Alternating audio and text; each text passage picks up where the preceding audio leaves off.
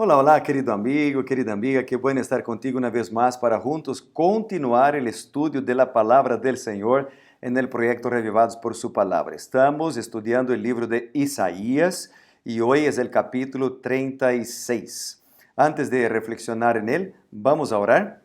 Querido Padre, bondadoso Dios, alabado sea tu nombre, Señor, por la oportunidad de estudiar tu palabra. Pedimos tu sabiduría una vez más, pues oramos en el nombre de Jesús. Amén. Muy bien, el capítulo 36 que vamos a reflexionar hoy trata de una crisis internacional que amenazó la existencia del reino de Judá. Estaba en juego acá la fe en el liderazgo y la liberación de Dios. Este capítulo él introduce una nueva sección en el libro de Isaías, una sección, digamos, más histórica que profética, que empieza en el capítulo 36 hasta el capítulo 39. El capítulo 36 trata sobre la afronta del copero mayor de Asiria contra Dios. El copero mayor era un importante oficial militar a cargo de las fuerzas asirias enviadas contra Jerusalén. Asiria quiere atacar Jerusalén porque, en primer lugar, Ezequías se negó a someterse al yugo asirio. Número 2, pidieron ayuda a Egipto y Etiopía. Y número 3, por haber ayudado a los filisteos de Cron en su rebelión contra Siria y haber encarcelado a su rey Padi, quien había sido leal a Siria. Bueno, yo me gustaría leer contigo el capítulo 36 hoy entonces, porque no es un capítulo tan largo y es una historia muy interesante. Te invito entonces a acompañar conmigo el capítulo. Dice, aconteció en el año 14 del rey Ezequías que Sennacherib, rey de Asiria, subió contra todas las ciudades fortificadas de Judá y la tomó. El rey Asiria envió al copero mayor con un gran ejército desde Laquis a Jerusalén contra el rey Ezequías y acampó junto al acueducto de Estanque de Arriba, en camino de la heredad del lavador. Bueno, y salió a él Eliaquín, hijo de Hilcías, el mayordomo, Sebna, el escriba, y Joa, hijo de Asaf, y el canciller, a los cuales dijo el copero mayor que fue enviado por Asiria, ¿verdad? Dijo, decía ahora Ezequías, el gran rey, el rey de Asiria, dice así, ¿qué confianza es esta en que te apoyas? Yo digo que la táctica y el poderío para la guerra de los que tú hablas no son más que palabras vacías. Ahora bien, ¿en quién confías para que te rebeles contra mí? Es decir, entonces el copero mayor, enviado por Asiria, hace un desafío para el rey Ezequías, ¿verdad? Y él incluso hace un desafío grande en el versículo 8. Dice, ahora pues te ruego que hagas un trato con el rey de Asiria, mi señor. Yo te daré 2000 caballos si tú puedes dar jinetes que los monten. Es decir, era un desafío abierto. Ustedes no tienen jinetes para montar los caballos, yo te regalo los caballos. Pero no hace falta regalar porque ustedes no tienen ni jinete para montarlos. Y más, el copero mayor empieza a desafiar a Dios.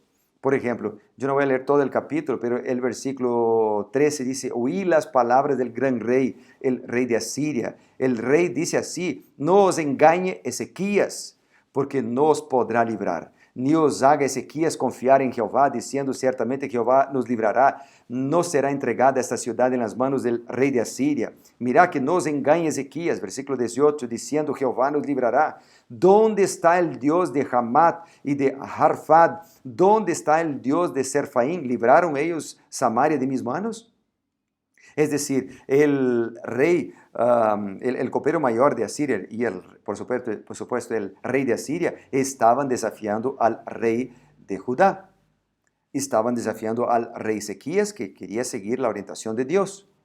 Y con esta historia, después tú puedes leer todo el capítulo con cuidado y acuérdate de separar siempre un versículo o dos versículos que te llame la atención y poner en tu cuaderno, ¿está bien? Yo voy a mencionar ahora dos lecciones espirituales y te voy a presentar dos versículos que yo subrayé y he puesto en mi cuadernito.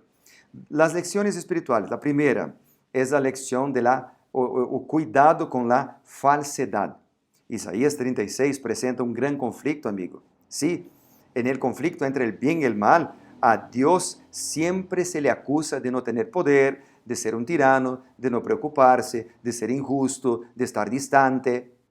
Está claro que nosotros, los cristianos que vamos a la iglesia, no hablamos de esto con la boca, como el copero mayor que desafió a Dios.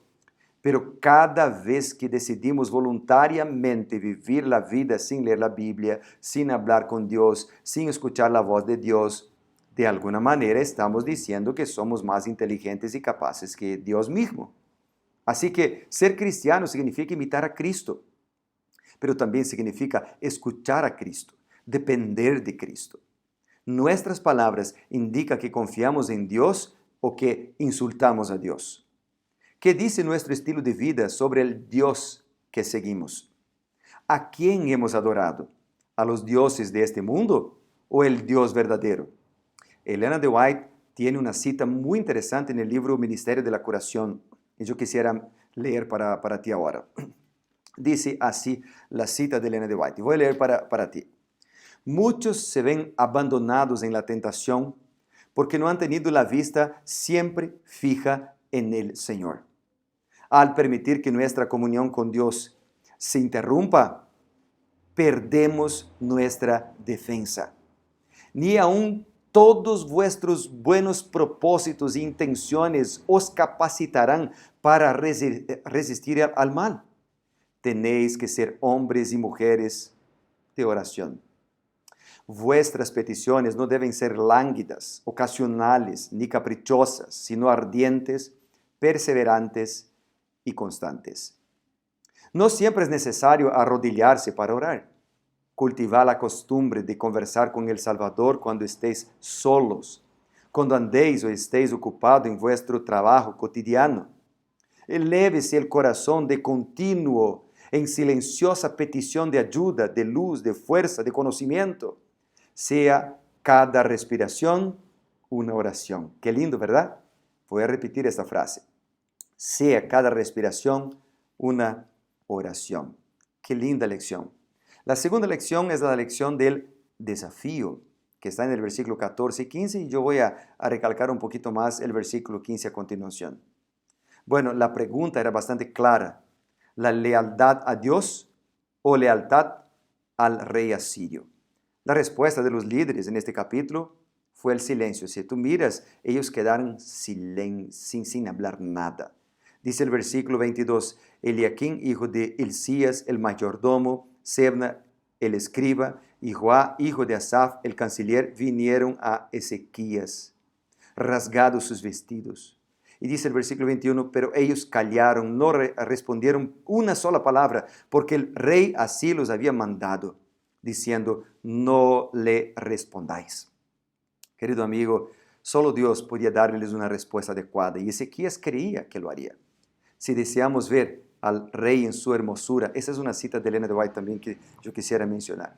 Si deseamos ver al rey en su hermosura, debemos comportarnos dignamente aquí. Debemos superar nuestra puerilidad. Cuando seamos provocados, guardemos silencio. Hay ocasiones en que el silencio es elocuencia. Hemos de revelar la paciencia, la bondad, la tolerancia que nos harán dignos de ser llamados hijos y hijas de Dios. Hemos de confiar y creer en Él y apoyarnos en Él. Hemos de seguir las pisaduras de Cristo. Querido amigo, ¿vamos a seguir esto? El silencio es elocuencia. Bueno, yo quisiera mencionarte los versículos que yo subrayé en este día. Versículos 15 y el versículo 18. El versículo 15 dice, ni os haga Ezequías confiar en Jehová, diciendo, ciertamente Jehová nos librará. No será entregada esta ciudad en manos del rey de Asiria. Bueno, acá algunas frases que recalqué o que subrayé. Primera, no os haga Ezequías confiar en Jehová. Esa era una acusación del copero mayor, ¿verdad? Entonces yo escribí acá, un líder necesita confiar en Dios. Un líder necesita conocer a Dios. Un líder siempre será criticado, pero que lo sea por seguir la orientación divina y no al revés. Otra frase que yo recalqué. Ciertamente Jehová nos librará. Un líder necesita tener esta convicción. Un líder necesita tener una conexión con Dios para resistir la presión.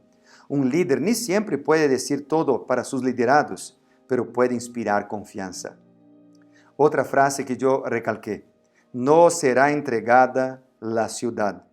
Un líder necesita tener convicción y seguir adelante para influenciar. Y el versículo 18 es otro que yo he recalcado aquí. Dice el versículo 18, mirá que no os engañe Ezequías diciendo, Jehová nos librará. ¿Acaso alguno de los dioses de las naciones ha librado su tierra de las manos del rey de Asiria? Era una provocación, ¿verdad? Entonces yo subrayé la frase, ¿acaso alguno de los dioses de su tierra ha librado de las manos del rey de Asiria? Bueno, yo escribí, mi Dios es poderoso. Y la respuesta arriba que hemos leído es sí. Nadie podrá librar, solamente el Dios de Israel lo puede. Ninguno Dios puede dar la victoria. Por esto yo decido me aferrar a Él. Yo decido me aferrar a Jesús. Solo Jesús me dará la victoria de las manos del Satanás. Este copero mayor representa al Satanás que acusa, que persigue, que busca la destrucción de los hijos del Señor. Por esto, querido amigo, yo tengo que orar. Por esto yo tengo que entregar mi vida en las manos del Señor todos los días. Cada mañana entregar mi vida en las manos de mi Dios que puede transformarme. Querido amigo, sigamos el ejemplo de Ezequías. Sigamos el ejemplo de estos líderes. Confiemos en Dios y entonces vamos a alcanzar la victoria en las manos de Dios. ¿Le parece? Vamos a orar por esto. Yo quisiera orar contigo en este momento entonces. Querido Padre, bondadoso Dios, gracias por la oportunidad que hemos tenido cada mañana para estudiar tu palabra. Ayúdanos a seguir el ejemplo de Ezequías. Ayúdanos a seguir el ejemplo de estos hombres que quedaron callados, pero confiando en ti, confiando en el poder de Dios que puede librar de todas las provaciones. En las manos de Dios, en las manos de nuestro Señor Jesucristo, entregamos todas nuestras luchas, nuestros problemas, nuestras vidas, nuestras incertidumbres, nuestras cuitas, para que tú puedas librarnos y guiarnos en el camino correcto. Oramos, Padre amado, en el nombre poderoso de nuestro amado Señor y Salvador Jesucristo. Amén y amén. Que Dios te bendiga muchísimo. Muchas gracias por acompañarnos. Nos vemos mañana para ser revivados por su palabra.